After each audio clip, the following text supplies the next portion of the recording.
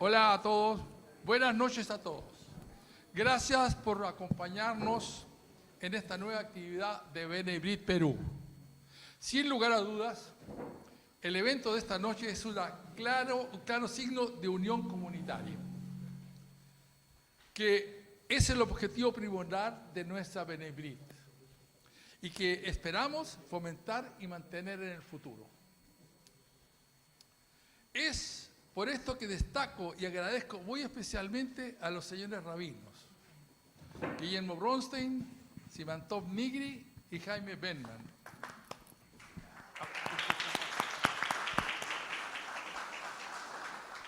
Y especialmente el apoyo incondicional de Bejabat.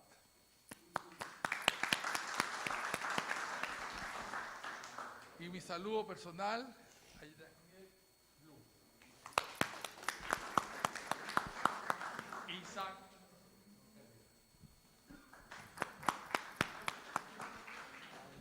Esta noche mi hijo y querido hermano Salomón Eskenazi será el moderador.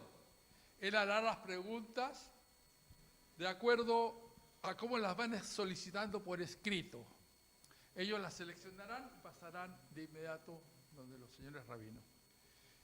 Y junto a nosotros nos acompañarán la Bene Brit de Latinoamérica y de Estados Unidos. No se hizo Zoom local porque si no a lo mejor habría sido más complicado. Ahora dejo con ustedes al querido hermano Salomón para iniciar la actividad. Muchas gracias.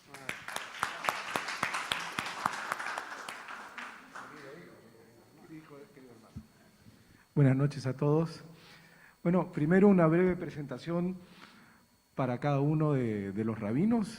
Vamos a pedirles a cada uno que diga unas breves palabras para darse a conocer a los que no los conocen. Primero, el rabino Guillermo Bronstein. Bueno, como ustedes verán, estamos en una mesa de juventud. Hay uno que desentona, por lo cual pido perdón, aunque no es culpa mía eso, el haber nacido antes.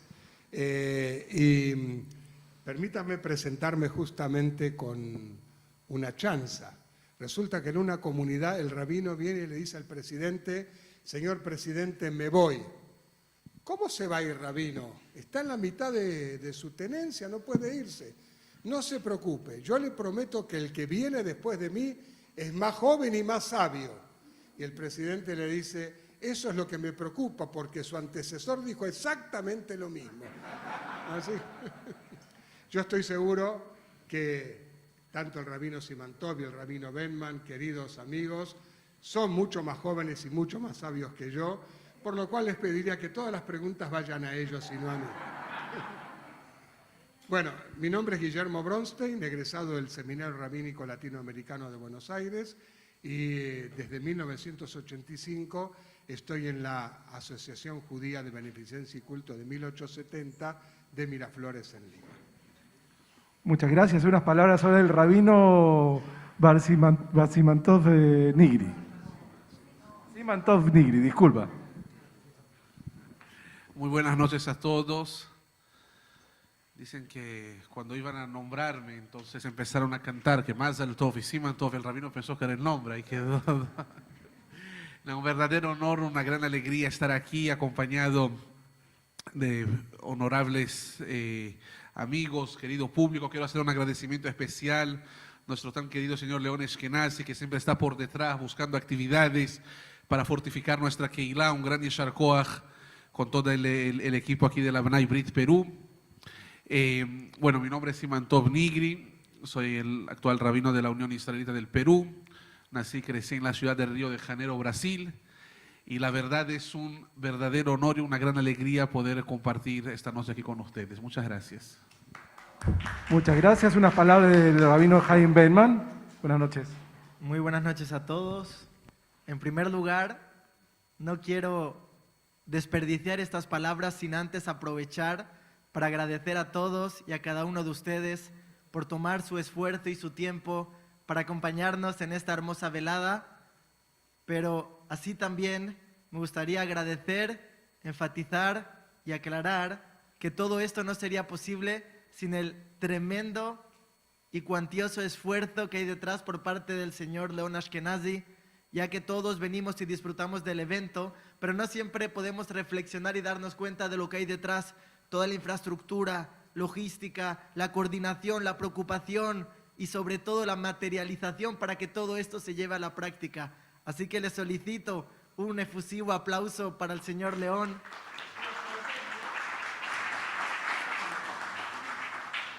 Y por supuesto, con el permiso de todos los presentes, mi nombre es Jaime Benman. La verdad, yo soy español, nací en Madrid, viví en Málaga, en Mallorca, otra vez en Málaga, en Torremolinos, en Israel, en muchos lugares.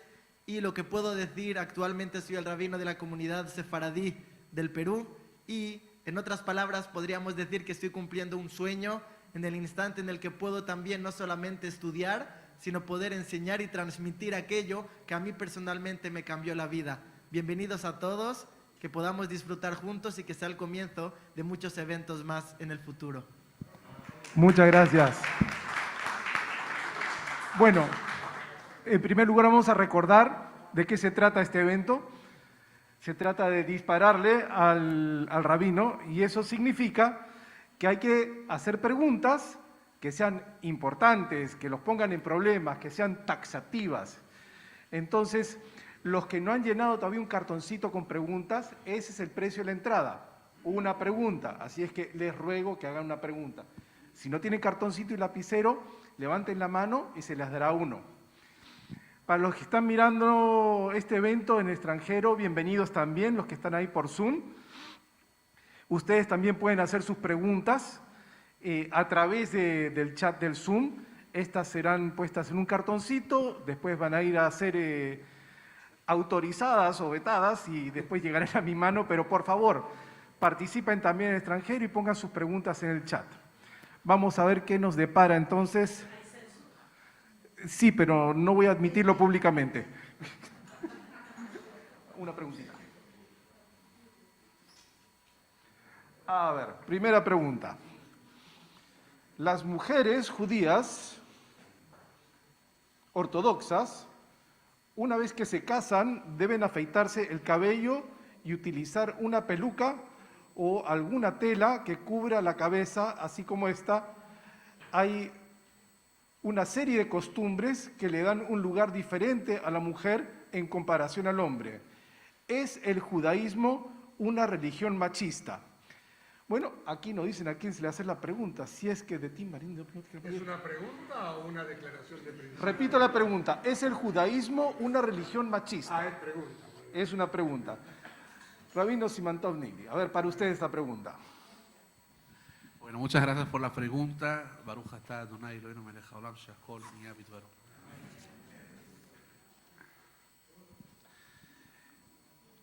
Absolutamente que el judaísmo no es machista. Nosotros podemos encontrar en el transcurso de toda la Torá el lugar que se da a las mujeres.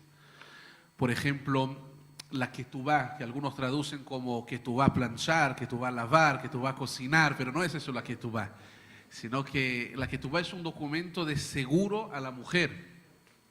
La Torá definió desde hace ya miles de años que el hombre judío al casarse debe de proteger su esposa, debe de mantenerla, que no le falte ni ropa, ni comida, incluyendo todo lo relacionado con amor, con cariño. Es una obligación del hombre satisfacer a su mujer y protegerla. Además, encontramos en el transcurso prácticamente cada fiesta judía. Con el Shavuot hablamos que la heroína es Ruth la Moabita quien se convirtió. Cuando hablamos de la profetisa Débora, cuando hablamos de Miriam en Pesach, cuando hablamos de la reina Esther en Purim, vemos en otras religiones no se habla mucho de la esposa de Mahoma o si Jesús estuvo casado, pero en el judaísmo van juntos, Abraham con Sará, Isaac con Rivka, de manera que encontramos el lugar de las mujeres. Los libros místicos comentan que la mujer, y la Gemara dice, Binay Eterán Etunal Anashim, que quiere decir que las mujeres tienen una espiritualidad especial, como más completa, como si fueran seres elevados. Ahora, tal vez la gente muchas veces es machista, y eso no quiere decir que el judaísmo originalmente lo sea. El judaísmo seguramente que da el lugar a las mujeres. La mujer judía casada, efectivamente, de acuerdo a la halajá, es importante que cubra el pelo como una señal de recato. Hay hoy en día ciertas series en Netflix que han demostrado el judaísmo tal vez a veces ultra ortodoxo, ciertas sectas extremistas, pero absolutamente que no es ninguna halajá que la mujer tenga que afectarse. Muchísimas gracias. Muchas gracias, Rabino Simantov. Vamos a ver, otra pregunta. Según la Hasidut, los judíos tenemos un alma superior. ¿Qué quiere decir esto? ¿Somos los judíos superiores al resto? Esta es una pregunta para el Rabino Benman. Cabe destacar que somos un pueblo muy especial. Eso es algo que no deja a nadie indiferente, que no sorprende ni a nosotros ni a los demás. Lo podemos ver en cada momento de nuestra vida, en cada instante de nuestra historia. Lo que hemos vivido ha sido algo único. Y lo que nos ha diferenciado y los ha hecho únicos es la forma en la que hemos sido capaces de afrontar esa realidad que hemos tenido que afrontar a través de la unión, a través de la unidad. El pueblo judío está claro que es especial. Está escrito que tenemos un alma muy especial, que estamos unidos, que somos uno, que cuando a él le duele, a mí me tiene que doler, porque él es mi hermano. Pero hay una gran diferencia entre ser diferentes y ser mejores. Está claro que una de las grandes diferencias de nuestra religión con las demás es el hecho de que existen conceptos ajenos a nuestra religión en la que existe el concepto de infiel, aquel que no sigue nuestros parámetros, nuestros ideales o nuestros comportamientos. Y los infieles no tienen cabida, los que no son iguales que nosotros no tienen cabida. Eso no tiene sentido. ¿Quién creó a esos, entre comillas, infieles? Dios. En el judaísmo, todos son importantes, judíos y no judíos. Todos tienen la oportunidad de llegar en el futuro al mundo venidero, judíos y no judíos. Todos tienen un propósito y todos tienen un sentido. Cada uno de ellos puede cumplir su propósito. La única diferencia es que el judío tiene un alma judía y el no judío tiene un alma que no es judía. Simplemente diferentes. Y la Torah nos obliga a respetar, a amar a cada persona, a cuidar y a comprender y a apoyar en todo lo que sea posible. El judío tiene que cumplir 613 mitzvot, tiene muchas más responsabilidades. El no judío, solamente con 7 mitzvot es suficiente para poder cumplir con su función y poder llegar al mundo venidero. Pero una vez más, el hecho de que seamos diferentes no nos implica que seamos superiores. Y uno de los conceptos más importantes de nuestra Sagrada Torah es la humildad. No ver nunca a nadie por encima del hombro, no creerse mejor que los demás. Si una persona se cree que por ser judío él ya es más que los demás, ya se cree que tiene el derecho de denigrar a una persona que no es judío por el mero hecho de no pertenecer a nuestro pueblo, está muy equivocado. La Torah nos ordena ser humildes, a ver a cada persona a los ojos y no por encima del hombro, a respetar y a amar y a cuidar. Es decir, en conclusión, somos diferentes pero no superiores. Y se exige de todos nosotros respetar a cada persona independientemente de su etnia o de su origen. Muchas gracias, Rabino Benman. Aquí viene una con nombre y apellido. Una vez escuché al rabino Guillo en una conferencia decir que las personas no judías que se casan con judíos tenían un alma judía que estaba regresando o buscaba regresar. ¿Qué podemos decir sobre esto? Ya lo dije aquella vez, ¿para qué agregar algo más? Obviamente quiere una ampliación del concepto. Nosotros creemos que, sí, obviamente que lo ideal, nosotros vivimos en un mundo que no es ideal, vivimos en un mundo real y a veces la realidad nos sobrepasa. En una época en la cual los judíos vivíamos en una comunidad cerrada, lo que se llama un gueto, que no tiene nada que ver con el gueto de Varsovia o el gueto de Venecia, pero vivíamos en una comunidad que se autorregulaba. Las leyes las establecía la comunidad. Y abro acá un paréntesis, por eso es muy importante tener en cuenta que la autoridad suprema en el judaísmo no es el rabino, sino la Kehilá. El rabino es el que establece con su autoridad los principios halágicos y religiosos de acuerdo a sus conocimientos y a su saber. Pero las decisiones finales de una comunidad están en manos de esa institución llamada la Kehilá. La Kehilá puede decirle a un rabino, usted no es la persona idónea para nosotros, y cambiarlo por otro. A veces se cometen muchos errores con eso, pero otras veces están acertados de acuerdo a la idiosincrasia que esa Kehilá tiene. Después de la emancipación, a partir del siglo XIX, dejamos de vivir en un mundo cerrado, que en muchos aspectos no era ideal tampoco, en otros sí, pero en muchos no. Y una de las cosas con las cuales la comunidad y los individuos judíos tuvieron que confrontarse fue con la posibilidad del matrimonio mixto, que es un gran problema dentro del judaísmo.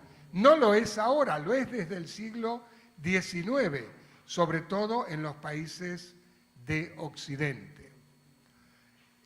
Los primeros que tuvieron que confrontarse con esto fueron los judíos franceses, cuando Napoleón, alrededor de 1806, convocó a lo que él llamó el Gran Consistorio de los rabinos de París, de toda Francia, y les hizo varias preguntas.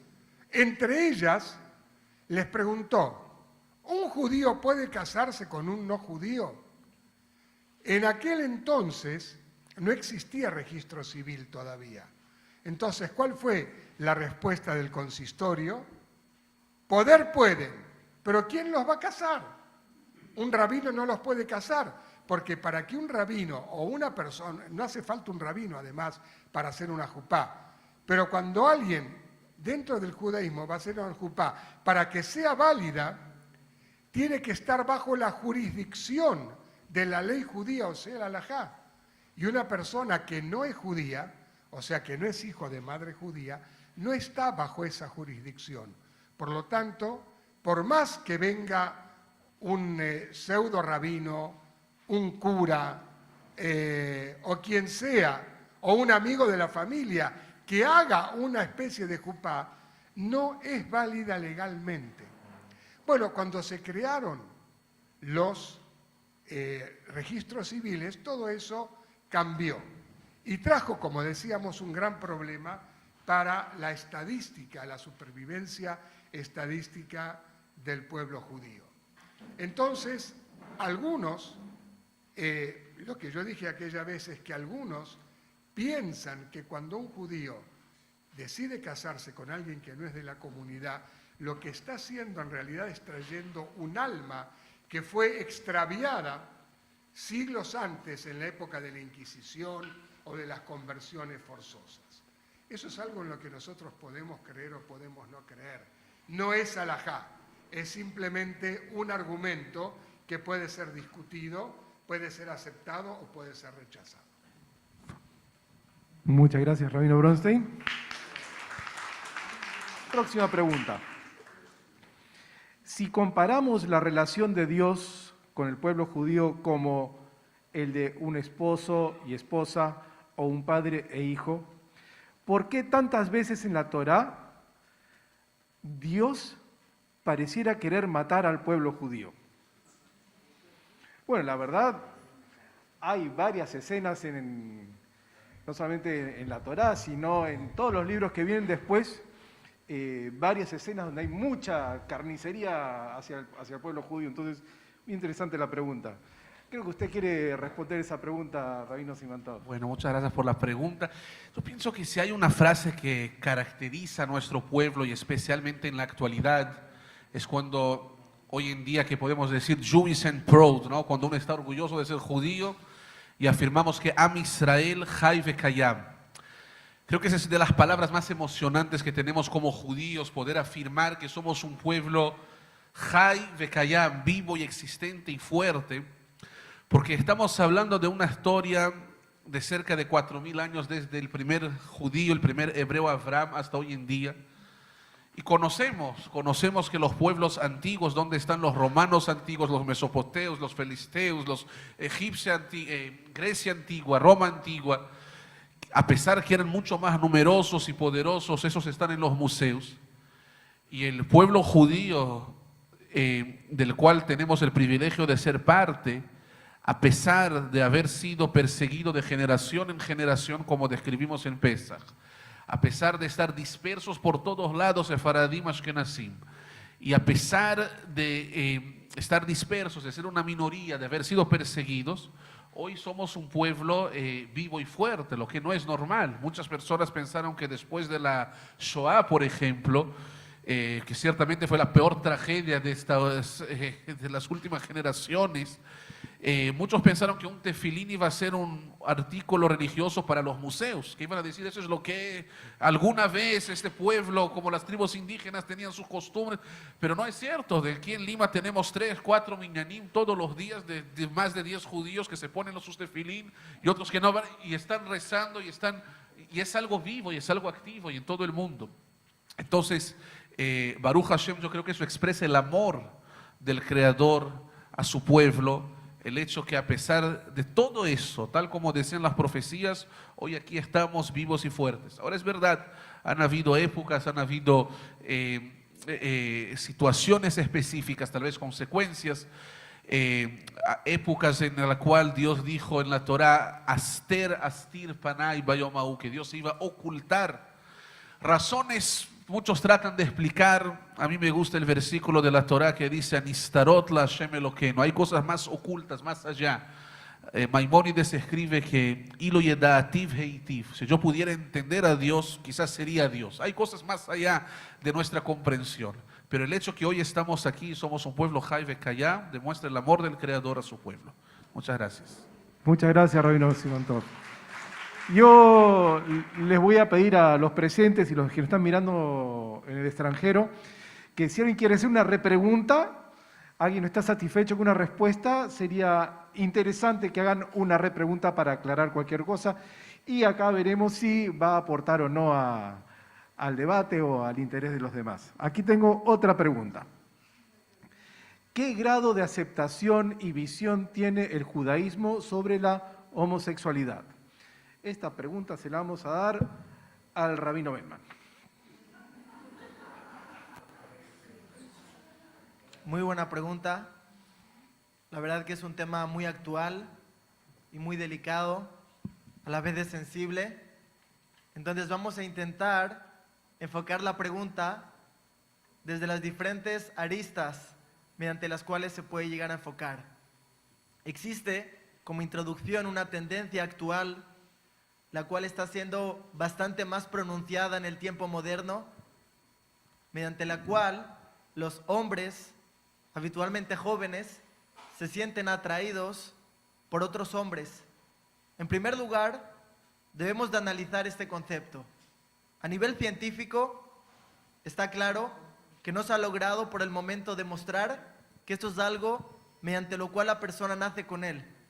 Está claro que hay aquellos que desde muy pequeños sienten esta tendencia y hay aquellos que con el paso del tiempo se cansaron y quieren probar cosas nuevas, cosas más novedosas. Entonces, en primer lugar está claro que la visión de la Torá es muy clara y es que esto es un acto indebido. La pregunta es ¿por qué? ¿Acaso la Torá está en contra de estos pobres muchachos? La respuesta es muy simple y no tiene nada que ver con algo personal. Y esto como preámbulo, no se debe tomar como un tema personal. Habitualmente la persona reacciona de una manera impulsiva y por ello cabe destacar, en primer lugar, entender el por qué. ¿Por qué la Torá habló con tanta claridad en este punto? La respuesta es simple. Dios creó este mundo para vivir, para disfrutar del mundo y para poder continuar en este mundo.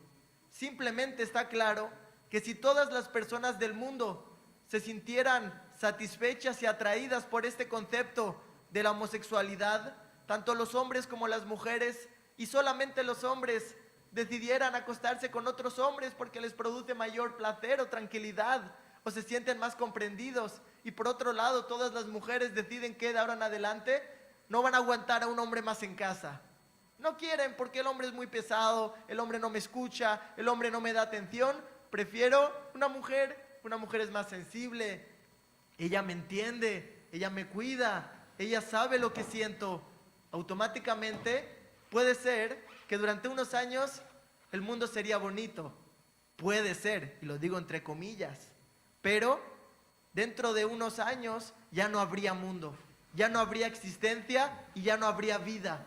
Todo el propósito por el que fue creado esta vida fue para vivir, y todo lo que atente contra el concepto de vivir está anulado por la Torá, ya sea el hecho de que un hombre se vaya con otro hombre, ya sea el hecho que una mujer se vaya con una mujer, o ya sea el hecho que un hombre diga, yo no quiero tener hijos.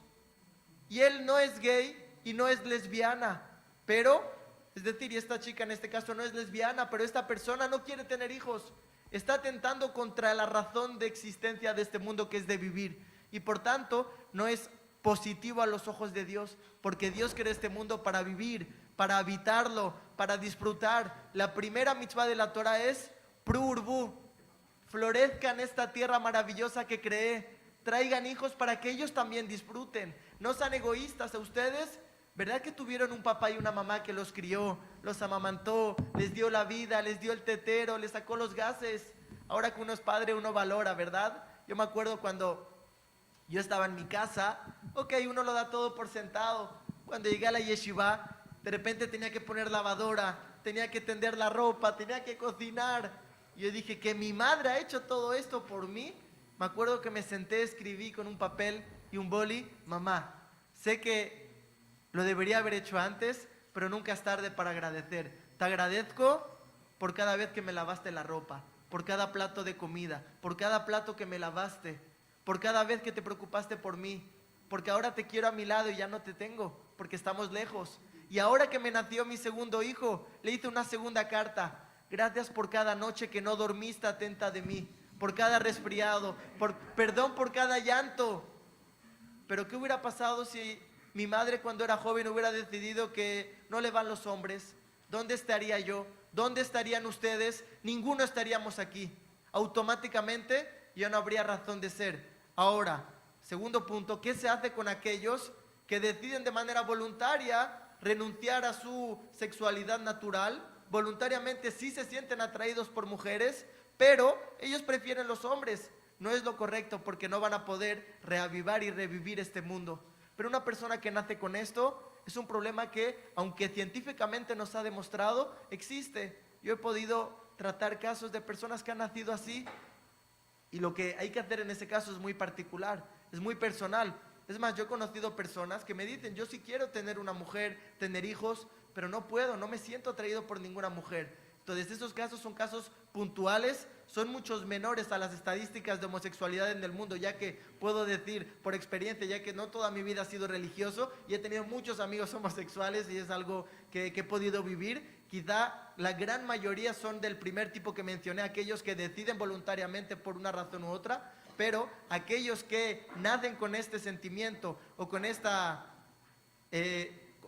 atracción, es un caso muy particular, es un caso muy puntual, y está claro que si Dios lo creó así, no es en el azar, sino es por algo. Hay que ver cada caso particular, no se puede dar una respuesta general. Todo caso particular como tal pueden hablar conmigo con mucho gusto, pero en general esa es la respuesta, y sobre todo esa es la razón, el por qué la Torah habla de esto, así como habla también de la misma forma de una persona que no es gay, pero tampoco quiere tener hijos, y así podemos entender que no es nada personal, sino es un concepto de reavivar y revivir este maravilloso mundo en el que vivimos.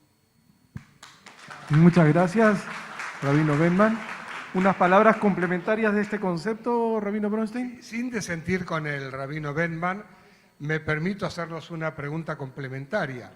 ¿Qué hacemos en las comunidades con aquellas personas que tienen una relación homosexual abierta, conocida por todos, y que quieren ser parte de la comunidad? Mi opinión personal es que, como dijo alguna vez un sabio de otra religión, dijo: odia el pecado y ama al pecador. Es decir, mi opinión personal es que debemos aceptarlos, recibirlos, sin por eso estar de acuerdo en que lo que están haciendo no es correcto y está mal de acuerdo a la Torá. Y si alguno podría preguntar, ¿pero cómo? ¿Estamos avalando la falta? Bueno, les respondo con la actitud que tuvo un antecesor del querido Rabino Simantov, que no voy a hacer su nombre en este momento públicamente, con el que hablo muy seguido cuando voy a Israel. Cierta vez hubo una bar mitzvah y el padre del joven bar mitzvah era un hombre que tenía una abierta relación homosexual y este rabino lo llamó a la Torá, porque era la bar mitzvah de su hijo. Y alguien del Minyan lo increpó. ¿Cómo usted llama a la Torá en Shabbat a una persona que vive en una relación pecaminosa? Y el rabino le preguntó, ¿y tú cómo viniste a la sinagoga en Shabbat? En auto. Bueno, el pecado es el mismo. Podemos matizarlo o no matizarlo. Por eso dijo, repito lo que dijo aquel sabio de otra religión. Condenemos el pecado, pero amemos y atraigamos al pecador. A lo mejor, sintiéndose parte de una comunidad, va a entender cuál es el error y puede ser que esté más dispuesto a enmendarlo. Muchas gracias, Rabino Bronstein. Muy bien. Una preguntita para el Rabino Simantov. ¿Cómo afrontan los rabinos de la diáspora el problema de la asimilación? Gracias. Una cuestión bastante importante, bastante delicada. Cuando hablamos de asimilación, como mencionó antes nuestro querido Rabino Chaim Benman, en el judaísmo se respeta a todas las personas, a todas las religiones. A veces uno puede llegar a confundir eso de asimilación como discriminar al no judío, y realmente no es por ahí. Sabemos que el rey Salomón, cuando construyó el templo, dijo que mi casa sea casa de oración a todos los pueblos. Había un lugar especial para no judíos que vengan a rezar a Dios y se respeta. Se respeta a todas las personas, hay caminos para llegar al cielo. El tema de la asimilación es simplemente una cuestión de continuidad.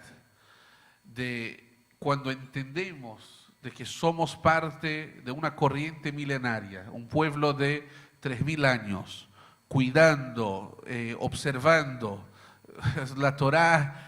Si una letrita no está igual que la original, toda la Torá no está kasher, ¿sí? Entonces es un cuidado tan delicado, tan especial, como celebramos Pesaj, como vivimos el día a día del judaísmo.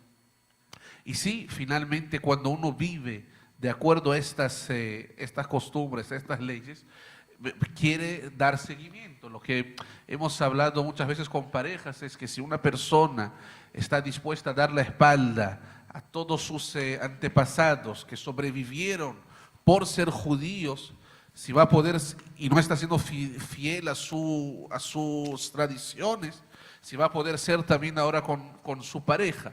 Sabemos que para poder generar una unión de pareja, un amor, es fundamental el amor, pero el amor no es todo. Si uno quiere vivir en Dubái y el otro quiere vivir en África, por más que se amen, no se va a poder posible hacer una relación. Si uno quiere ser musulmán y el otro quiere ser budista, va a ser imposible crear una casa. Si uno desea tener hijos y el otro no desea tener hijos, no va a ser posible. De manera que el amor no es el único factor necesario para poder hacer una relación, para construir un hogar. Y es por eso que obviamente buscamos, para poder dar continuidad a las tradiciones milenarias, al pueblo judío, casarse entre nosotros, independientemente de que se respeta también al no judío. Seguramente que ese es un tema fuerte. Sabemos que cada vez hay menos judíos en el mundo, y no necesariamente por cuestión de perseguiciones, sino muchas veces porque los judíos van desapareciendo. Hay documentales hoy en Estados Unidos, en muchos lugares, y es uno de los factores que como rabinos tratamos de prevenir, pero también de enfrentar después de, como mencionó el rabino Guido anteriormente. Muchas gracias. Gracias, Rabino. Le voy a pedir a los exponentes que en lo posible traten de resumir un poco más sus respuestas, así podemos tener más preguntas interesantes. A ver, una preguntita para el Rabino Bronstein. Con el cambio de época y la evolución del ser humano, ¿no es necesaria acaso una lectura e interpretación más moderna, entre comillas han puesto, de la misma? ¿Por qué la Torá no se actualiza? Una cosa es, cuando tenemos un texto sagrado que Dios dio a la humanidad, que es la Torá, ese texto está por definición consagrado y no puede ser cambiado. Ahora, nuestros mismos sabios dijeron, Shivim Panim la Torá. La Torá tiene 70 aristas y no significa 70 interpretaciones, sino hasta 70 métodos. Y la palabra 70 acá no es un número exacto, sino que hay multiplicidad de métodos y de interpretaciones posibles. Eso no quiere decir que el texto sea cambiado porque es absolutamente impensable, absolutamente impensable. Ahora, hay un gran sabio ortodoxo del siglo XX, Yeshayahu Leibovich, él decía, cuando le preguntaron si él acepta la crítica bíblica, que es un método nacido no del judaísmo, sino del protestantismo alemán, en su momento de creación con algunos rasgos inclusive antisemitas, pero que resultó ser un método que todo el mundo adoptó después en el siglo XX, inclusive muchos exégetas judíos observantes, le preguntaron si él aceptaría, y él dijo, todo aquello que yo piense que debo rechazar porque va a menoscabar mi fe, significa que yo soy el que menoscabo la fe y no el método de interpretación. Vale decir, uno debe mirar absolutamente todo aquello que le permita entender mejor la Torá. Y esto se compagina con lo que antes hablaban los distinguidos colegas acerca de por qué la Torá nos habla de cosas terribles. Bueno, la Torá, dicen nuestros sabios, Dibra Torá, Kilshon Bene Adam, la Torá habla el lenguaje de los seres humanos. Pero si la Torá es eterna, habla el lenguaje de los seres humanos de hoy, pero también el lenguaje de los seres humanos de la época de Moshe. Entonces la Torá no puede hablar de una creación de Big Bang o de una creación en miles de millones de años, que eran conceptos absolutamente inimaginables para nuestros antepasados que recibieron la Torá. También tenía que hablar en términos que ellos pudieran entender. Ellos lo entendieron y nosotros hoy lo podemos interpretar de diversas formas, pero el texto y la voluntad de Dios que está inmersa en ese texto no puede ser cambiada, porque como dijo Dios en el libro del profeta Malachi, Ani Hashem lo shiniti, beatem beni Jacob lo gelitem. ¿Por qué ustedes, hijos de Jacob, siguen existiendo? Porque yo, dice Dios, no he cambiado. Y si Dios no cambió, no podemos cambiar su voluntad nosotros, que somos su creación. Muchas gracias, Rabino Brunstein. Bueno, a esta preguntita se la vamos a lanzar al Rabino Benman. ¿Qué dice el judaísmo respecto a los tatuajes, piercings o marcas en el cuerpo de manera voluntaria? En caso no lo acepte, ¿eso no sería discriminación? Y aquí voy a agregar un detallito mío. De lo que yo he leído sobre tatuajes en la Torá específicamente, todas las referencias tienen que ver con duelo, con procesos de duelo. No he visto prohibiciones de marcar el cuerpo fuera de ese contexto cuando se compara con otras culturas. Y de hecho, revisando a través de la historia del pueblo judío, se ha visto marcas de pertenencia tribal y otras cosas. Está el piercing que se le hace a los esclavos. En fin, para usted, Rabino. Muchas gracias por la pregunta muy interesante y muy actual. En primer lugar, está claro, a diferencia de lo que comenta nuestro querido moderador, está escrito en numerosas ocasiones en la Torá que la persona no debe pintarse la piel para efectuarse una ka'akua, es decir, un tatuaje. Cabe destacar que si volviéramos unos años atrás en la historia de mi vida, probablemente yo tendría muchos, porque de joven me encantaban los tatuajes y mi madre me dijo, si tú te haces un tatuaje no vas a entrar a la casa. Pero me encantaban los diversos tatuajes y formas diferentes. Entonces, en esta pregunta debemos diferenciar dos puntos, la parte alágica y la parte del enfoque que le damos al punto del tatuaje, que nos va a contestar a la segunda pregunta sobre la discriminación. En primer lugar, la respuesta concisa y puntual, sobre ella podríamos extendernos mucho más, pero no tenemos el tiempo, es que el cuerpo que nosotros tenemos no es de nuestra propiedad. ¿Cómo? No es de mi propiedad, pero si yo quiero levantar la mano, la levanto. Sí, pero no es verdad. Ni siquiera tenemos el control de nuestro propio cuerpo. Ni siquiera podemos decidir cuándo estar saludables y cuándo no. Una persona que se queda ciega no puede hacer así, ¿sabes qué? Un chasquido mágico y ya puedo ver. No, una persona que tristemente se quedó parapléjico y ya no puede caminar, no puede hacer así y decidir empezar a caminar. O una persona que se quedó sorda y no puede escuchar, no puede hacer un gesto mágico y automáticamente empezar a escuchar. No decidimos cuándo eso va a ocurrir. No tenemos el control ni de nuestro cerebro, ni de nuestros órganos, ni de nuestro corazón. El cuerpo no es nuestro. Debemos cuidarlo. Es un préstamo que se nos dio para habitarlo durante unos años y posteriormente devolverlo a nuestro Creador. Y así como algo sagrado, si yo le presto al señor León, un querido amigo mío, le presto algo que para mí es preciado, como por ejemplo una chaqueta muy bonita, me la acabo de comprar y se la presto para que él la luzca en mi lugar, ya que a él le va a quedar mejor que a mí. Y de repente cuando él ya la ha lucido y me la devuelve, no solamente que está arrugada, está pintorreada, me la ha pintado. Yo digo, oye León, yo te presté mi chaqueta, ¿por qué me la devuelves con pintura? Y él me dice, no, es que era bonito, era moderno, es la moda, además te la rompí un poquito como los vaqueros para que quede mejor. Es verdad, puede ser que sea moderno, puede ser que sea bonito, pero eso es cuando es tuyo. Si lo tienes que devolver, tienes que devolverlo tal y como te lo entregaron. Es verdad que los tatuajes pueden ser bonitos, pueden ser guays, pueden ser modernos, pero debemos entender que ese cuerpo lo vamos a devolver tarde o temprano, que nadie vive para siempre eternamente, que así como hemos llegado, nos vamos a ir. Y por tanto la Torah te dice, cuida tu cuerpo, déjalo limpio, cuida tu salud. Ahora, ¿qué pasa? Y ahora viene la pregunta lógica. Hay muchas personas, como podría haber sido mi caso, no sé si está bien reconocerlo en público, pero hay muchas personas que puede ser que se hicieron muchos tatuajes y de repente quieren ir a la sinagoga, o de repente vuelven en Teshuvá, entre comillas les cuento que hay un rabino que da conferencias por el mundo entero, en Estados Unidos y por todo el mundo, que tiene tatuada hasta la cara.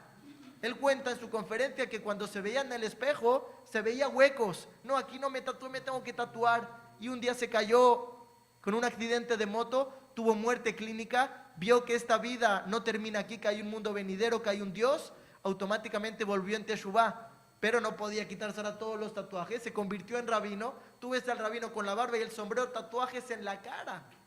La pregunta es alágica, una persona que tiene tatuajes y vuelve en Teshuvá, ¿quiere ir a la sinagoga? ¿Se le debe discriminar? Rotundamente no. Y el que le discrimina está pecando muy gravemente. El que avergüenza a alguien en público es gravísimo. Ahora, una segunda pregunta. ¿Esa persona que volvió en Teshuvá está obligada a quitarse los tatuajes una vez que se arrepintió? La respuesta es tampoco. Lógicamente, Rav Ovadia Yosef en su libro trae de manera explícita que una persona que se hizo un tatuaje y luego se arrepintió, lo ideal es que si se lo puede quitar porque le recuerda cosas que no le gustan, que se lo quite. Pero si no puede, es caro, el láser duele, no tiene la oportunidad, puede quedárselo y simplemente arrepentirse en el corazón. Por tanto, no se puede discriminar y Bezrat Hashem, que podamos todos cumplir con todos los preceptos. Muchas gracias, Rabino Belma. Esta para el Rabino Simantov. En una sección de la Torá se asignan valores monetarios a las personas, según su sexo, edad, etc. ¿Es posible poner valor monetario a las personas? ¿Nos puede aclarar esto, por favor? Hay que entender a qué se refiere. Cuando...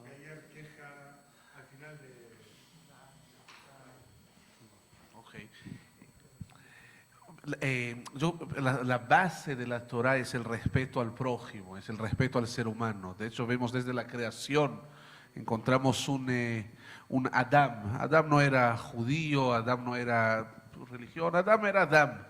Adán puede venir de Adamá, que quiere decir tierra, o de la palabra domé, que significa parecido, ya que el ser humano puede llegar a ser lo más bajo, el monstruo, ¿sabes? Este mineral, vegetal, animal, humano, como la tierra, o lo más elevado hasta ser, dice Rashi, domé la Elión, parecido a su creador. Ese es el ejemplo del libre albedrío.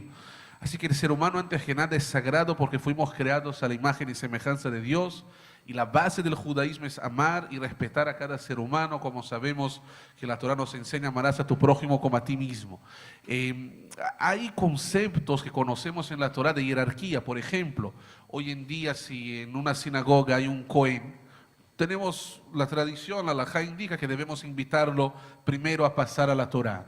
Si hay alguien que estudió la Torá, viene una persona mayor, por su edad, debemos pararnos un poquito en señal de respeto, el hijo hacia sus padres, ¿cierto? El Leví, y así por delante. Entonces existen, la base de la Torá es el respeto a todas las personas.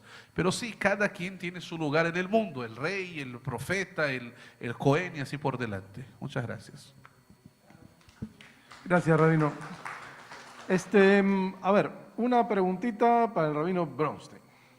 ¿Qué pasa con una persona que se convierte al judaísmo y luego no cumple con las 613 mitzvot, con las que se comprometió al momento de la conversión?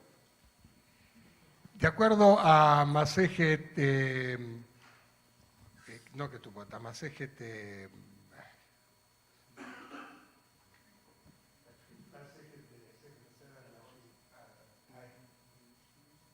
bueno, de acuerdo al Shulchan Aruch, vamos a decir, una persona que adopta el judaísmo es considerada judía desde el mismo momento en que cumple con 3 prescripciones.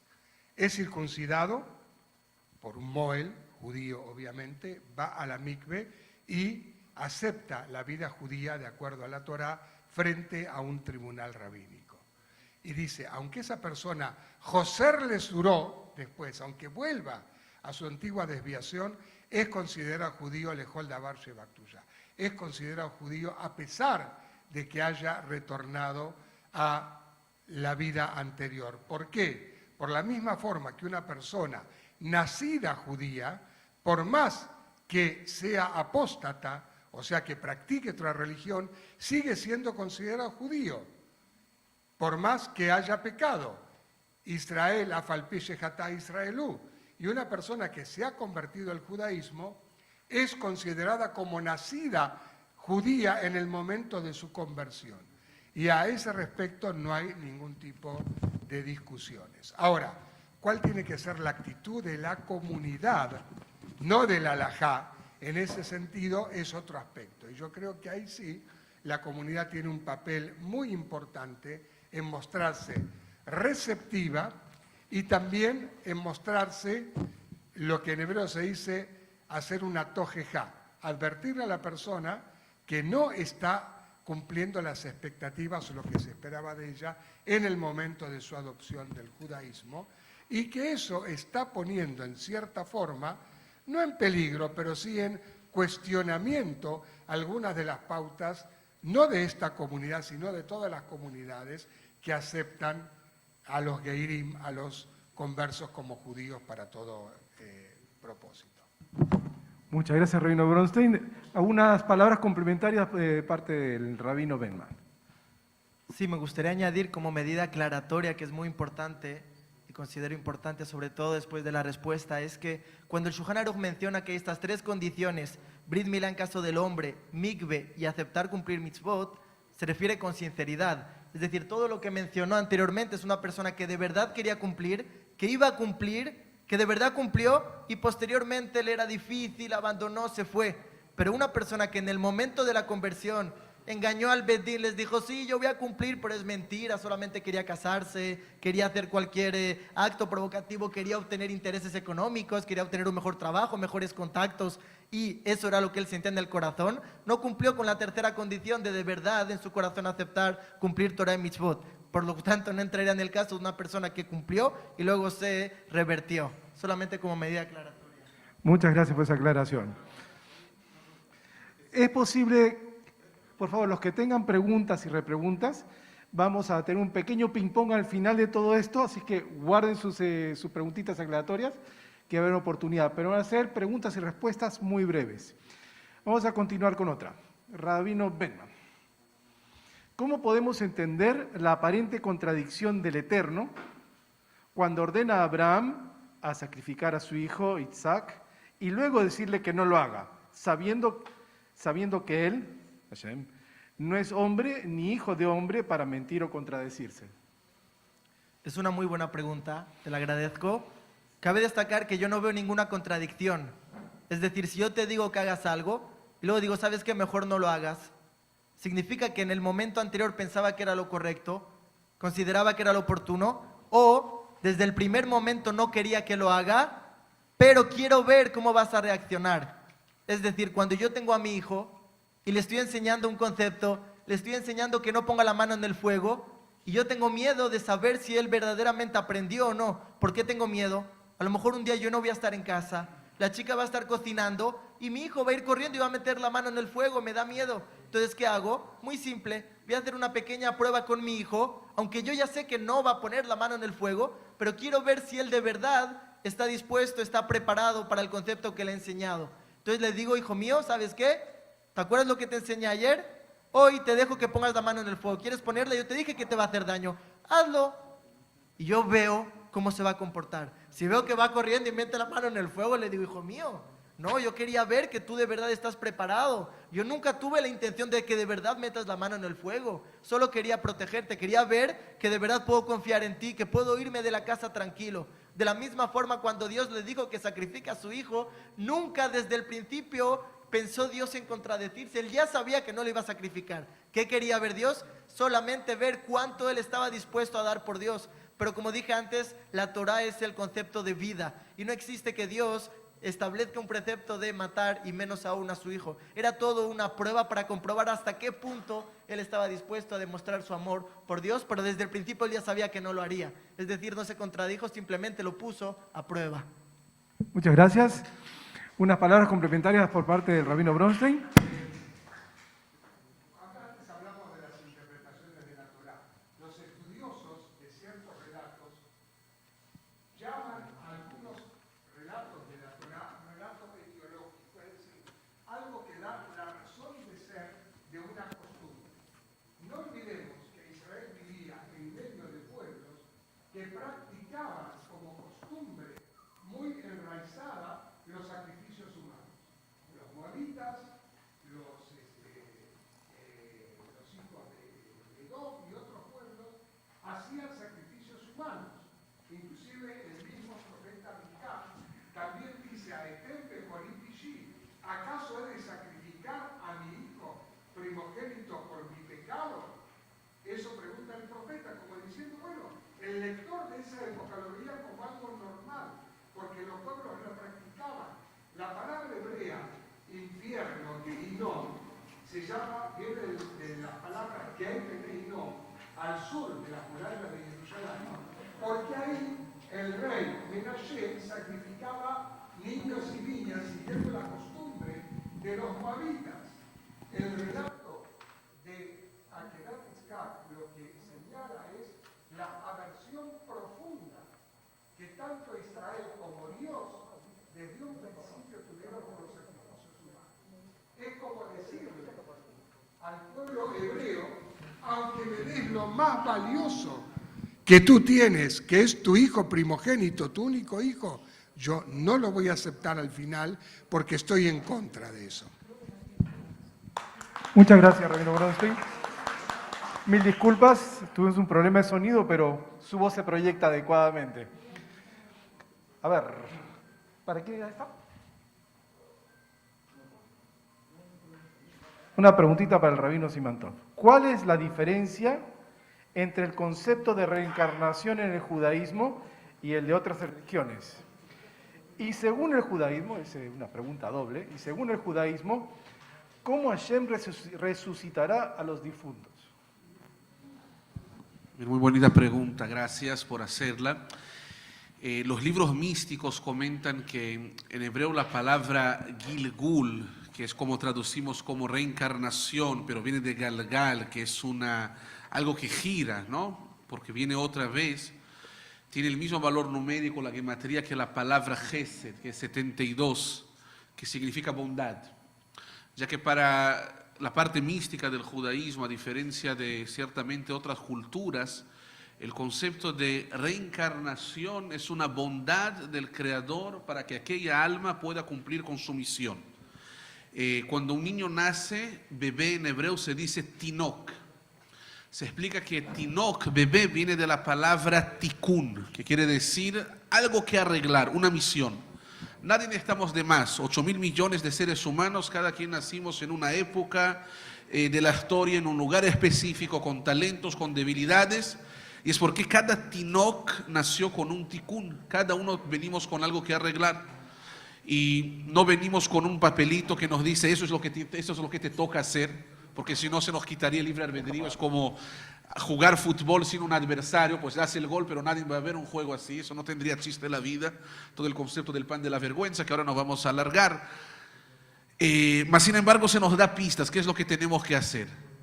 Y cuando la persona no logró terminar totalmente con su misión y queda algún pendiente, es cuando se explica que tiene la oportunidad, por una bondad divina, de regresar. Y eso explica muchos conceptos que podrían parecer injusticias, porque a una persona le tocó nacer en tal lugar o de tal manera, cuando entendemos que hay un más allá y el alma existía, el alma es lo que somos, y existía antes de que nacimos y seguirá existiendo aún después de la muerte física en esta dimensión. Con respecto al concepto de la resurrección, es parte de los 13 principios de fe del judaísmo, a diferencia de la reencarnación.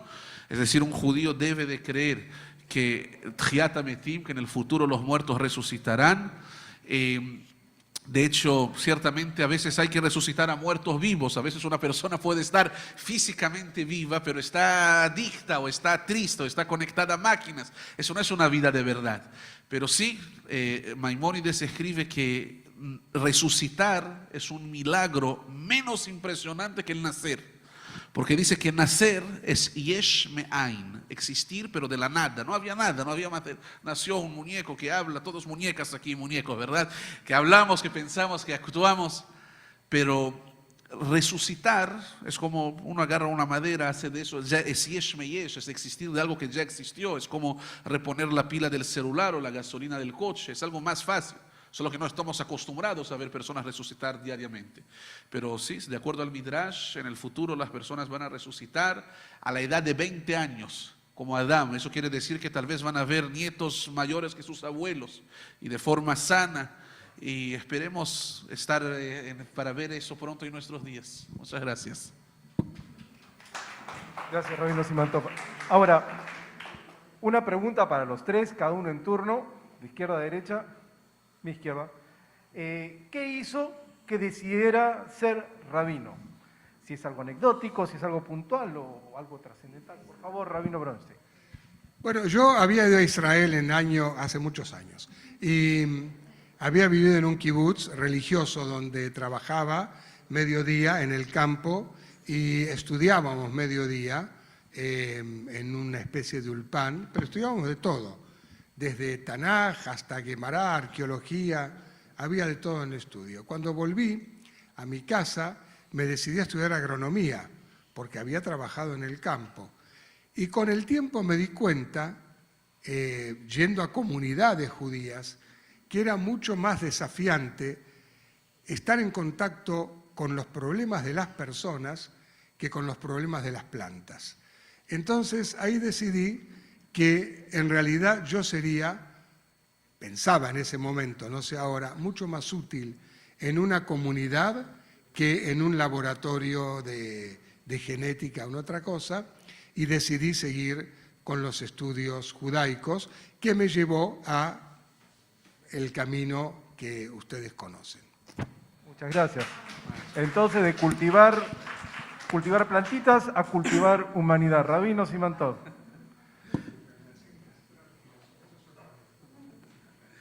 Bueno, gracias. En mi caso, cuando tenía 8 años, tal vez 9, me preguntaban los tíos, Simantov, ¿y qué quieres ser cuando seas grande? Y yo contestaba, yo quiero ser rabino.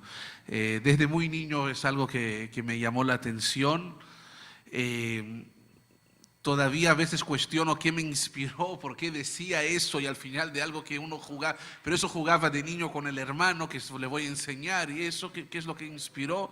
Ciertamente encontrar y conocer la figura de algunos rabinos locales donde yo crecí, en Río de Janeiro, Brasil, que eran personalidades que influían de forma importante en las vidas de las familias.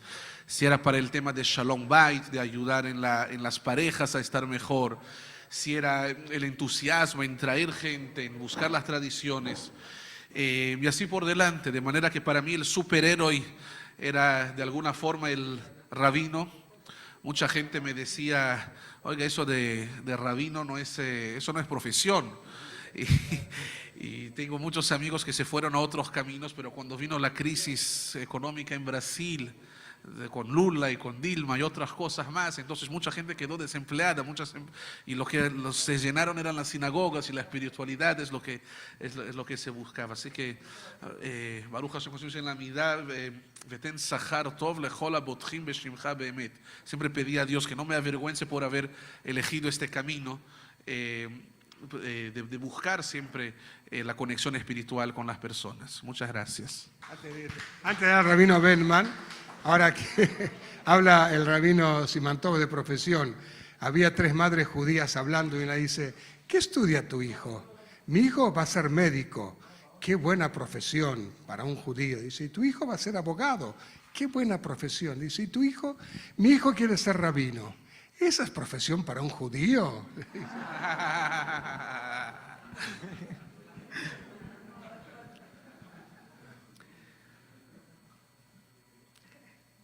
La verdad es que yo nunca pensé que iba a ser rabino. Yo no vengo de familia de rabinos. Cuando me preguntaban qué quería ser de mayor, lo último que se me pasaría por la cabeza es decir que quiero ser rabino. No era religioso ni estaba cerca de serlo. Tampoco mi familia, tampoco nuestras tradiciones en la casa. Realmente yo era una persona que Dios me dio mucho éxito en todos los ámbitos, en el deporte, en los estudios, pero a pesar de tenerlo aparentemente lo que todo joven podría soñar con tener, había algo que siempre me retumbaba en mi cabeza, y es, ¿y ahora qué? Ya tengo todo en la vida, ya tengo dinero, tengo amigos, soy popular, juego en el mejor equipo de fútbol, pero ¿y ahora qué? ¿Para qué vivo? ¿Cuál es el sentido de la vida? ¿A dónde vamos y de dónde venimos? ¿Quién nos creó? ¿Por qué nos creó? ¿Acaso alguien nos creó? ¿Existe Dios? No existe. Y si sí existe, ¿qué quiere? ¿Por qué gente sufre? Todo tipo de preguntas. Cuando llegué a la edad de 17, 18 años, estas preguntas no me dejaron continuar mi vida. Tenía que investigar. Empecé a investigar, les cuento brevemente, va a haber una conferencia de 1 hora donde voy a contar más concretamente la historia de mi vida próximamente. Empecé a estudiar, pero por supuesto no el judaísmo es algo anticuado, aburrido, el rabino solo me mira mal en tefilá porque hablo y no quiere que yo vaya. No, el judaísmo no es interesante. Empecé a investigar el Nuevo Testamento. Muy rápidamente pude darme cuenta de que hay más de 200,000 versiones diferentes del Nuevo Testamento, más de 500 errores que puedo demostrar. Dije, no, esto no puede ser, seguramente será el Corán. Yo tenía muchos amigos musulmanes, me crié con amigos árabes hasta el día de hoy. Mi mejor amigo, uno de mis mejores amigos se llama Karim Rajawi, un árabe que siempre me defendía en las peleas allá en Torremolinos, como un hermano para mí. Investigué y me di cuenta de que tampoco me cuadraba eso de los infieles. En 4 ocasiones aparece que la tierra es plana, ya que antiguamente se pensaba, pero hoy en día ya se demostró que no. Diferentes errores, no podía ser. No. Investigué el budismo, dije, tampoco puede ser. El mundo fue creado para el mundo en el que vivimos. No existe que el propósito de la vida es irte a la montaña a meditar. Está muy bonito, pero seguro que Dios quiere verte en tu vida, con tu mujer, con tus hijos. Ahí está la vida. No tiene sentido evadirte de la vida para vivir. Lo último que me quedó fue el judaísmo. Dije, quiero buscar el primer error para ya estar tranquilo. No hay respuesta. De repente nunca pude salir de él. Descubrí que en el judaísmo están las respuestas a todas las preguntas. Yo era el típico que los rabinos me tenían miedo. Yo entraba al shiur, el rabino empezaba a titubear. Porque yo no soy alguien que me convencen con cuentitos o con lógica. Yo, si el rabino decía algo, quería saber por qué. ¿Quién dijo? ¿Quién te contó? ¿Dónde está escrito? Demuéstramelo científicamente. Y por tanto pude comprobar científicamente que hay más de 1000 datos científicos en la Torá. Pude comprobar que la Torá es perfecta. Y siempre le digo a los jóvenes, el día que aparezca el más mínimo error, muy simple, cogemos la kipá, la quemamos y nos vamos el día de Kipur a tomar una hamburguesa de cerdo con queso en el McDonald's. No hay problema. Pero todavía no hay un solo error. No hay un solo error, porque si Dios es perfecto no se puede equivocar. Descubrí que la Torah es perfecta de principio a fin, que la Torah nos da el sentido, el propósito, nos enseña quién es Dios, cómo te creó, nos enseña todo lo que la ciencia dice hoy en día, el Big Bang, todo está escrito en la Torah a la perfección y se puede demostrar científicamente. Y ya no pude salir de esto porque me di cuenta que no solamente que es algo que es verdad, también es bueno para la vida. Te enseña a vivir con respeto, a amor, respetar a tu padre y a tu madre, respetar al prójimo, no mentir, no engañar, ser una persona recta, ser bueno. Y yo cuando descubrí esto dije, yo tengo que enseñar esto a los demás. ¿Por qué no me han enseñado esto a mí antes? Hubiera sido mucho más feliz. Soy más feliz ahora como rabino que antes, cuando tenía todo lo que cualquier joven podría soñar. Y esa fue la motivación y ese es el sueño que les dije al principio, que hoy en día puedo cumplir estando sentado frente a todos ustedes. Muchas gracias. Bueno, esta es la última pregunta antes de una breve sesión de ping-pong que vamos a hacer con preguntas cortas y respuestas breves antes de cerrar. Esta pregunta también es para los tres y es bien directa. ¿Qué van a hacer los rabinos para que la comunidad no se pierda, para que se llenen las sinagogas? Cada uno en orden. Rabino Branco. Estoy pensando. Yo tengo muchas prevenciones contra aquellos que dicen la comunidad está en peligro. En 10 años no va a existir más la comunidad. Eso se llama hacer extrapolación y es uno de los grandes, y esto lo estudié en agronomía justamente, es uno de los grandes pecados de las matemáticas. Extrapolar, decir o hacer futurismo, ¿no es cierto?, sin base en nada. Yo recuerdo en los años 60, cuando los distinguidos rabinos no habían nacido, creo que ni sus padres habían nacido, ¿qué decían nuestros grandes futuristas en el pueblo judío? En el año 2000, hace 22 años, no va a haber judíos en el mundo. Van a estar todos en Estados Unidos, algunos pocos, y en Israel el 95%. Y miremos hoy, ¿no? Cuando yo llegué acá, en el año 1985, se decían muchas cosas respecto del futuro. En el año 2000 esta comunidad no va a existir. Somos 2100 y cada vez vamos a ser menos. Y miren ustedes, de repente, a partir del 2002, 2003, la comunidad empezó a crecer. Éramos 3 comunidades históricas, de repente vino, para bien de la comunidad, Chabad Lubavitch, que le agregó muchísimo a la comunidad. De repente ahora descubrimos que tenemos una comunidad en Iquitos, les guste a algunos o no les guste a otros, pero está esa comunidad en Iquitos. Y haciendo números, yo creo en este momento que somos los mismos o tal vez un poco más que en 1985 o en 1980. Entonces, ¿qué vamos a hacer para que la comunidad desaparezca?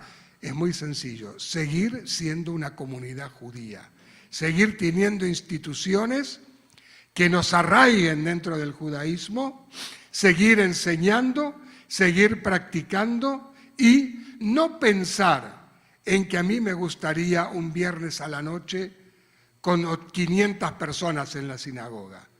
Yo prefiero tener un viernes con 20 personas y de domingo a viernes tener 12 personas en el minyan, mañana y tarde, y una Hebra Kadisha y un grupo de estudio, porque eso es lo que hace que la comunidad viva y sobreviva, que haya institucionalidad, que haya estudio y que haya compromiso con el ser judío.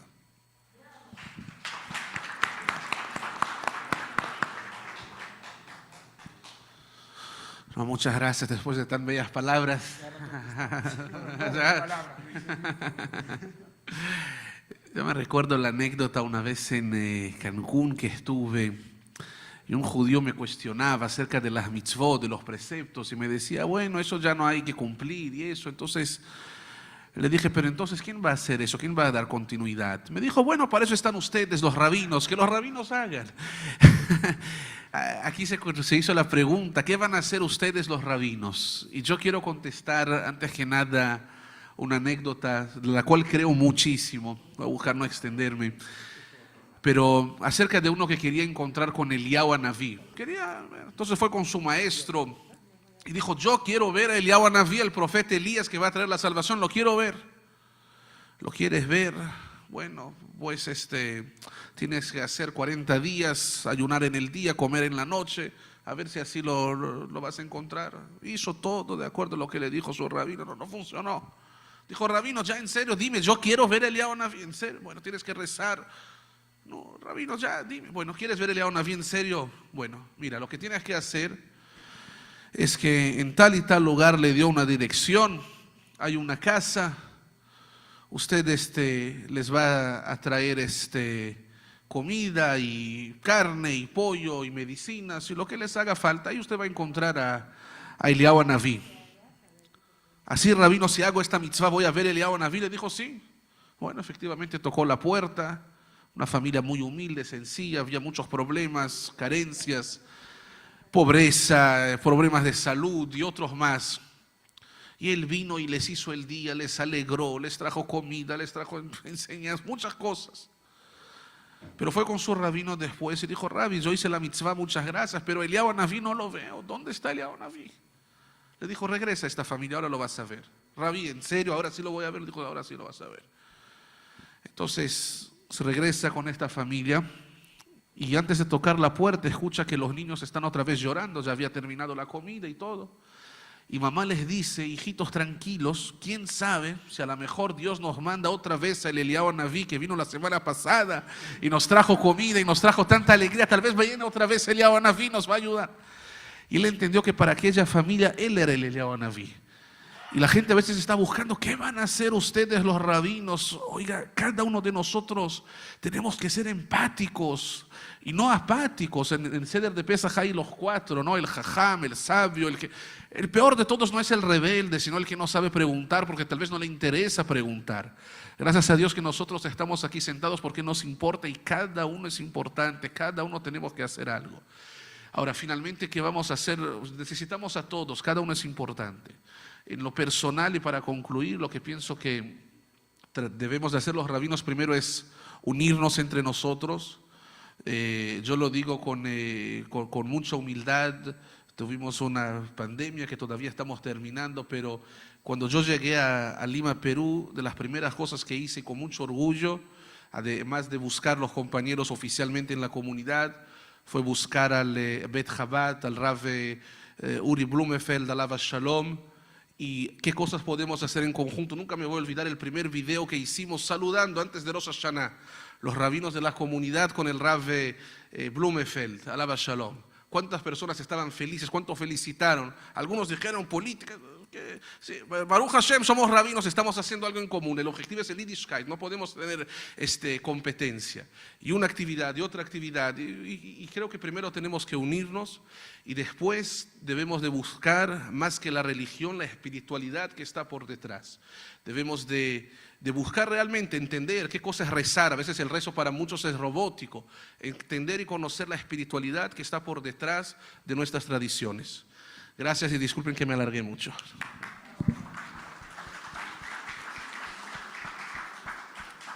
Continuando las palabras del rabino Simantov, está claro que la política es importante, es influyente, es poderosa, pero hay algo mucho más importante, influyente y poderoso que existe, que es el alma judía y es el corazón judío, que es precisamente lo mismo que nos une a todos y a cada uno de nosotros aquí sentados el día de hoy. Está claro que a través de la extrapolarización se cometen muchos errores y está claro que no debemos alarmarnos de manera excesivamente dramática por los datos que nos muestra la sociedad de asimilación a nivel mundial. Sin embargo, es una realidad que los datos son difíciles y más bien vamos a enfocarnos no solo en mantener, que por supuesto está claro, como dijo anteriormente, que debe ser mantenido lo que tenemos, sino más enfocándome en la pregunta cómo agrandar, cómo crecer, cómo implementar y cómo agrandar, incrementar esta comunidad maravillosa. La respuesta yo creo que está en lo primero que dije. El alma judía es indeleble, el alma judía es única y el alma judía nunca se apaga. Yo siempre digo que me siento un poco triste de que nunca me enseñaron el judaísmo tal y como es cuando era joven, lo que me generó repudio, me alejó de mi comunidad. Y yo siempre digo que nadie está lejos de la comunidad porque rechaza a la comunidad judía y al judaísmo. Simplemente es por ignorancia. Yo creo que la mejor herramienta que existe hoy en día es la información. Y sobre todo es el amor. Demostrar cariño, no avergonzar a nadie, recibir con amor, con palabras bonitas, con entusiasmo, explicar a los jóvenes que entendamos todos que no tenemos solamente un cuerpo, hay un cuerpo y un alma. El cuerpo se va a quedar aquí. Lo único que va a quedar de ti 120 años es tu alma. La trabajaste, te conectaste, la construiste, visitaste la comunidad, ayudaste, protegiste. Es verdad, es muy importante cuidar el cuerpo, pero el cuerpo se va a quedar aquí. ¿Qué hay de tu alma? Y la única forma de construir tu alma es en comunidad. Cuando la persona asiste, la persona crece, la persona escucha, la persona se conecta a través de la Torá. La Torá es el manual para vivir felices, para superar problemas, para superar adversidades, para afrontar pérdidas, para salir adelante con una sonrisa. Es la Torá. La persona debe entender que no estamos aquí para siempre, que no somos eternos, que hay un creador, hay un porqué y hay un sentido. Y la persona que no se ha parado a preguntarse por un instante en su vida, ¿para qué vivo? ¿Cuál es el sentido de mi vida? ¿De dónde vengo y a dónde voy? Lo siento, déjenme decirles que todavía no ha empezado a vivir. Y las respuestas están solamente en la Torá. Solamente la persona debe de buscarlas, entendiendo que ese alma maravilloso que tenemos en nuestro interior nunca nos va a abandonar, va a continuar eternamente y depende únicamente de cómo lo trabajemos y lo construyamos en esta vida. Vamos a poder continuar de una forma u otra. Muchas gracias a todos y continuamos con el ping-pong. Muy bien, muchas gracias a los tres rabinos. Bueno, ahora les voy a pedir que si tienen preguntas o repreguntas, sean breves, sean puntuales. Se les va a llevar el micrófono. Una pregunta puntual. A ver, allá hace rato Haslo me había pedido. Girán. Allá el micrófono, por favor. Levanta la mano, Diego.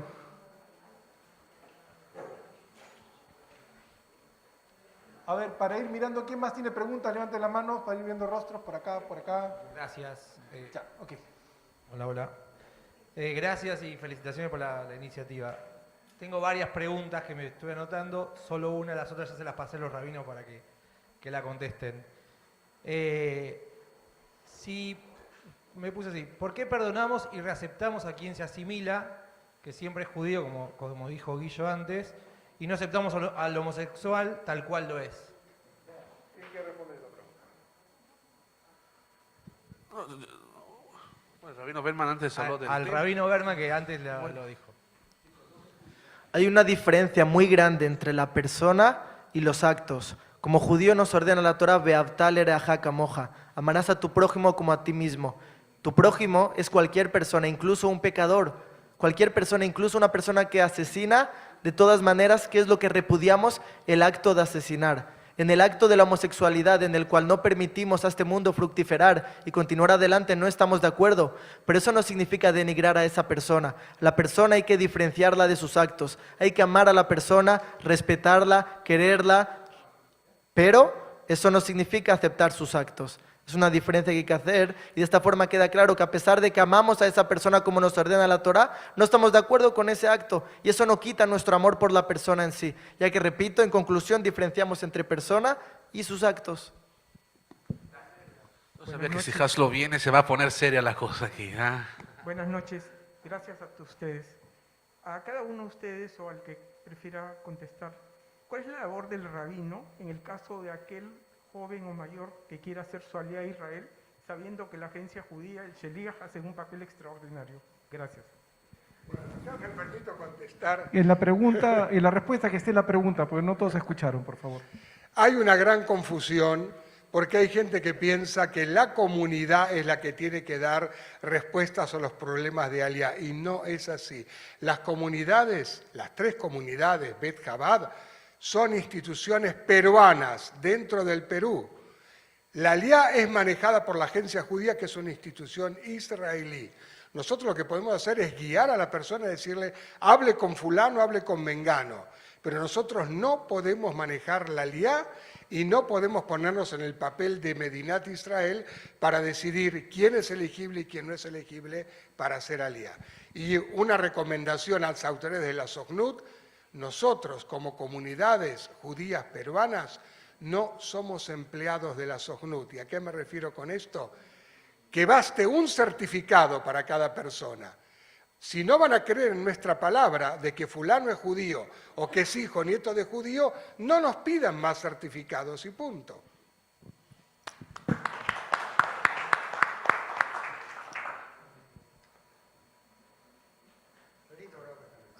Pronto, ¿escuchan?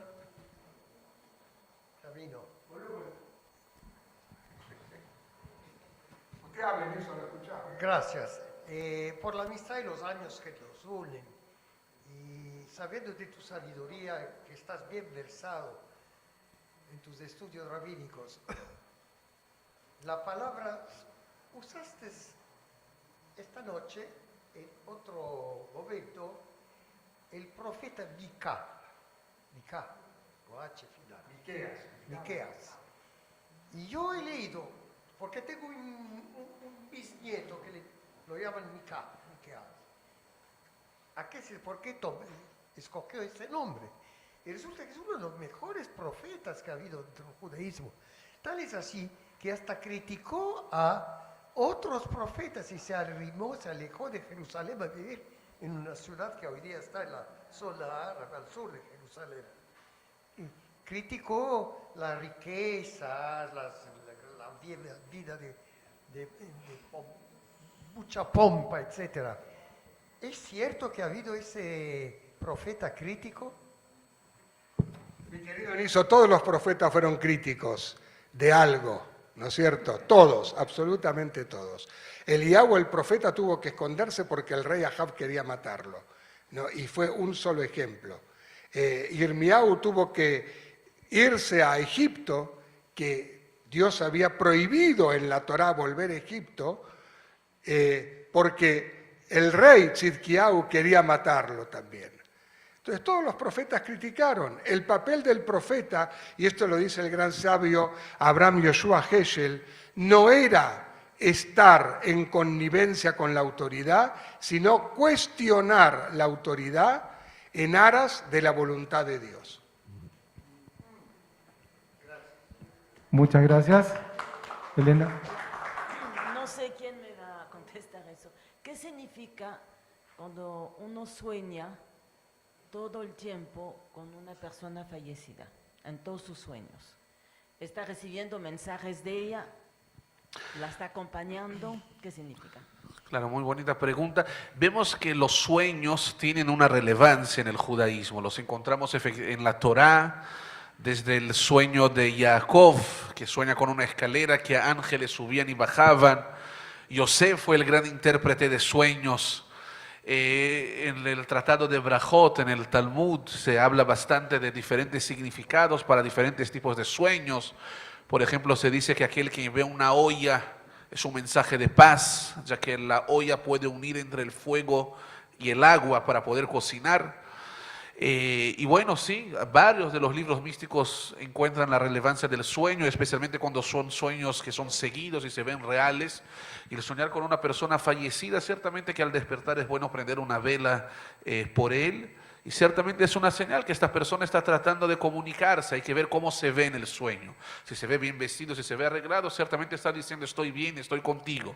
Si se ve que está sufriendo, ciertamente tal vez está pidiendo que se haga algo por su alma, ¿cierto? Pero seguro que en general es una buena señal de acompañamiento. Gracias. Listo. Creo que esa fue la última pregunta. Muchas gracias a los rabinos presentes. Ha sido un mensaje de amor, de unidad, un mensaje de amor y unidad para todos ustedes y todos nosotros. Muy buenas noches.